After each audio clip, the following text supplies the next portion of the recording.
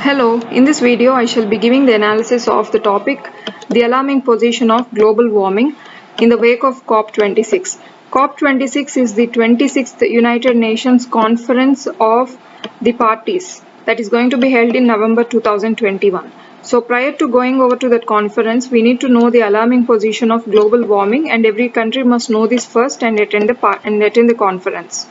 In the wake of COVID-19, we must not neglect thinking about climate change, because COVID-19 is, after all, it is a disaster, and even climate change would also pose disasters. So all these disasters must be mitigated, and we are now sick with how a disaster can worsen our situations. So in order to curb any disaster from climate change, we must also not neglect climate change disasters. So we must know the alarming position of global warming that is happening today. And this comes in the wake of the World Environment Day that is celebrated, that is observed on June 5th every year. So we must think about climate change on June 5th. And this 26th UN COP 2021 is going to be hosted by the UK. It is going to be held at Glasgow. So we must first know what is the role of our country presently in curbing global warming. So India's role is, it has taken up a lot of domestic targets to achieve this global warming emission of carbon dioxide emissions and all such things, to curb them by 2030. So for this reason, it has taken up this ambitious project of setting up 450 gigawatts of renewable energy by 2030. So this is a huge setup if this comes into a reality. So the next thing is, it is also heading International Solar Alliance, ISA. So this is an alliance of those countries which are near to equator, where there will be huge sunlight, and how to make the most of that sunlight is the main purpose of this International Solar Alliance, that is the brainchild of India. So it is born out of the Indian idea. The next thing is CDRI, Coalition for Disaster Resilient Infrastructure. So to build up infrastructure that is resilient to disasters. So for this reason, there is a coalition called CDRI. Even the United Kingdom is partnering with CDRI of India. So this is a proud thing to know. And India also declared Paris Agreement in 2015. It played a major role in this Paris Agreement. This is a very huge landmark agreement in the history of climate change agreements, because by this agreement, the whole world is going to reduce the rise of their temperatures to 1.5 degrees centigrade by 2030. So that is about Paris Agreement, and India played a major role in this. And India is shifting to green growth agenda. As we have seen, it is increasing renewable energy capacity. So that is nothing but green growth. Plus, it is also increasing some greenery in the country. So preserving forests and all such things would come under green growth agenda. So these are some domestic targets that India placed before it to be achieved by 2030 as part of improving the global warming situations. Carbon emissions cut play a major role in reducing global warming. For example, right now all the countries contribute to the average temperature rise of 2.4 degrees centigrade. This is observed by the estimation of Climate Action Tracker, and this 2.4 degrees centigrade must be reduced to below 2 degrees centigrade, that is 1.5 degrees centigrade. So this is even the target of Paris Agreement.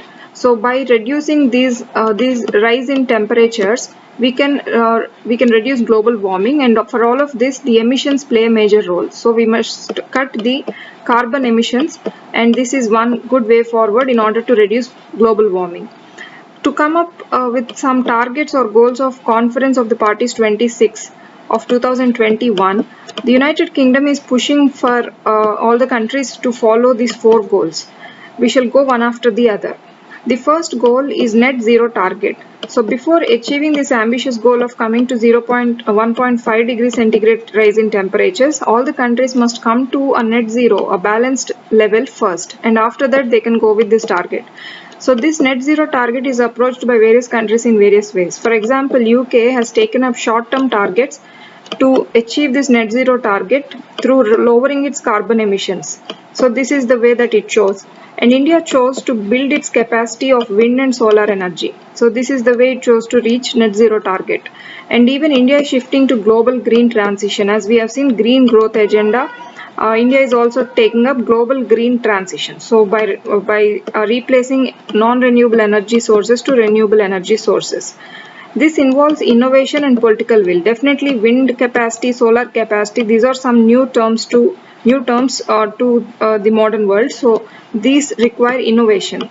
So innovation must be built up in the countries, and these don't happen without any political will. So the governments must come forward to this end.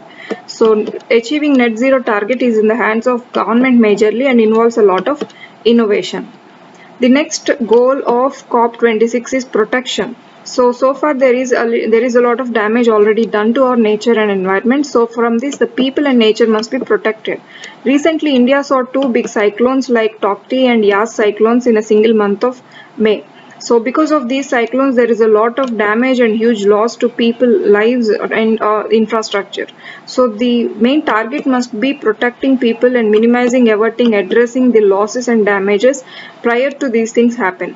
So we are now getting more evident with these effects of climate change, global warming dangers in the form of cyclones and in the form of raising high temperatures and like that. So we have to have special focus on protecting people, especially from the most vulnerable communities that are hit by these cyclones or climate change. For example, in India, the places like Mumbai, Orissa, which see constant indefinite rainfall and sudden rainfalls and flooding. So we have to take these people seriously. And flood defense system must be kept over there, and some efficient warning systems must be placed as part of mitigation technology. So this is one way that people and nature can be protected from what has already been done as a negative impact of global warming. The next goal of COP26 is funding. So the developed countries must support the developing countries. All the developed countries promised that they would annually give $100 billion to developing countries in dealing with climate change. And this funding must also increase. So UK, prior to this COP26, it is pushing all the developed countries to increase this funding from $100 billion. So these kind of climate finance commitments must come up from rich countries. So not just from rich countries we get money, we must also try to get technology from them. So they must be able to share their share their technology about dealing with climate change, like putting up solar panels and any further easier technology to put up them. So such technology must flow from developed countries. This is a matter of trust because these developed countries promised us that they would give this amount. So we are trusting, the developing countries are putting their trust over the developed countries. So funding is a sensitive issue that developed countries must think with humanitarian mindset. The next goal, the last goal, is working together. So this is with governments undoubtedly, but we must also come up with collaborating international institutions and even businesses and civil society. So all of these must work together, and the governments must come up with building consensus between each other. So this requires some outcome targets. So all the countries and their governments must have some outcome targets that are ambitious, balanced, and the outcomes must be inclusive outcomes. So all of these must be in the mind of people while working together for climate change. And the negotiations in this COP, like Conference of Parties and other agreements like Paris Agreement, all the negotiations that happen over there must come up with successful output, not with debates or fights, but the negotiations must be successful. They must be orienting towards poorer countries to help them. And the focus on critical sectors must happen, like renewable energy sector and all. Finally, the last say is the next decade is going to be very crucial as we are targeting towards 2030. The emission reduction must happen with concerted effort, and the economies, as we are reconstructing our economies after COVID-19, the economies must include allocations to global warming also. And for the post-COVID world, we are all looking for a bright future, and this bright future is nothing without green jobs and cleaner air. As we saw a huge loss of jobs during COVID-19, they must be replaced with green jobs with renewable energy in all countries. The final word is make the most of COP26. All the world countries can now presently come up with good plans how to negotiate for their needs of climate change in COP26, Conference of the Parties 26. So making the most of COP26 must be in the minds of the countries right now before attending COP26 in November this year. So this is an analysis about the alarming position of global warming in the wake of COP26, and thank you.